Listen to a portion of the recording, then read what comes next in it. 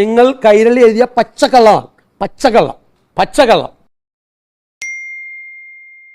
ഒന്ന്, രാഹുൽ ഗാന്ധി ഇടപെട്ട് കർണാടക ഗവൺമെന്റിനെ കൊണ്ട് ചെയ്യിപ്പിച്ച 100 വീടുകളുടെ പണം കൈമാറി.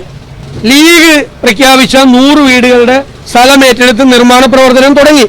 അപ്പൊ എത്രയും 200 വീടായി, ആകെ 400 വീടേ ഉള്ളൂ. ഇനി ഞങ്ങളുടെ സ്ഥലം കിട്ടാൻ അടുത്ത ആഴ്ച ഞങ്ങളുടെ രജിസ്ട്രേഷനാണ് സ്ഥലത്തിന്റെ. ആ രജിസ്ട്രേഷൻ കഴിഞ്ഞാൽ ഉടൻ തന്നെ 10 ദിവസത്തിനുള്ളിൽ പ്ലാൻ അംഗീകരിച്ച് ഞങ്ങളുടെ നിർമ്മാണ പ്രവർത്തനം ഞങ്ങൾ തുടങ്ങും. അപ്പൊ 300 വീടാവും. അപ്പൊ ആകെ 400 വീടേ നിർമ്മിക്കേണ്ടേ ഉള്ളൂ.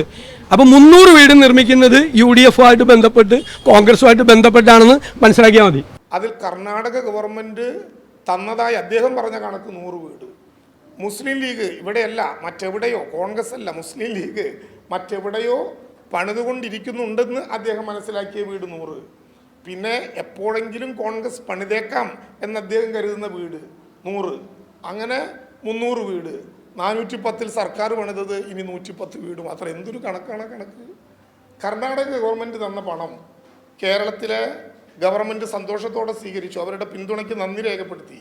ആ പണം പൂർണ്ണമായിട്ടും ഏതെങ്കിലും ഒരു പാർട്ടി തന്ന പണമാണ് എന്ന് കരുതാൻ പറ്റുമോ? ഈ ദുരന്തത്തിൽ, വയനാട് ദുരന്തത്തിൽ തമിഴ്നാട് സർക്കാർ കേരളത്തിന് 5 കോടി രൂപ നൽകിയിട്ടുണ്ട്. ആന്ധ്രാപ്രദേശ് സർക്കാർ 10 കോടി രൂപ നൽകിയിട്ടുണ്ട്. രാജസ്ഥാൻ സർക്കാർ 5 കോടി രൂപ നൽകിയിട്ടുണ്ട്. കർണാടക സർക്കാർ 100 വീടിൻ്റെ പണം തരാം എന്ന് പറഞ്ഞിരുന്നു. 50 വീടിൻ്റെ പണമായിട്ടുള്ള 10 കോടി രൂപ മാത്രം തന്നു. അതിലും സന്തോഷം. അത്രയേ പണമുള്ളുവെങ്കിൽ അതും ഞങ്ങൾ സ്വീകരിച്ചു.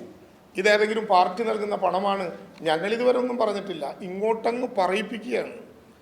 ഇവിടെ പ്രളയമുണ്ടായി. ആന്ധ്ര സർക്കാർ 30 കോടി രൂപയാണ് കേരളത്തിന് നൽകിയത് 2018 പ്രളയത്തിൽ. ആസാം സർക്കാർ 3 കോടി രൂപയാണ് നൽകിയത്. മണിപ്പൂർ സർക്കാർ 2 കോടി രൂപയാണ് നൽകിയത്. ഇത് ഗവൺമെൻറ്റുകൾ തമ്മിലുള്ള കൊടുക്കൽ വാങ്ങൽ പ്രക്രിയയല്ലേ? കേരളവും ഇങ്ങനെ കൊടുത്തിട്ടില്ലേ? കേരളം ഇപ്പോൾ 2019-20 ഒഡീഷയിൽ ഒരു ദുരന്തമുണ്ടായപ്പോൾ 10 കോടി രൂപ നൽകി.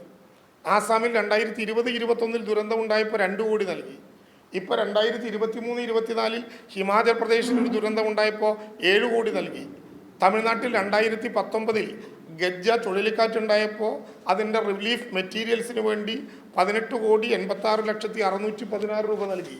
ഇതൊക്കെ സർക്കാരുകൾ ഒരു ദുരന്തമുണ്ടായാൽ അങ്ങോട്ടും ഇങ്ങോട്ടും നൽകുന്ന കാശാണ്. അരി എത്ര എന്ന ചോദ്യത്തിന് പയറങ്ങാഴി എന്നാണോ മറുപടി?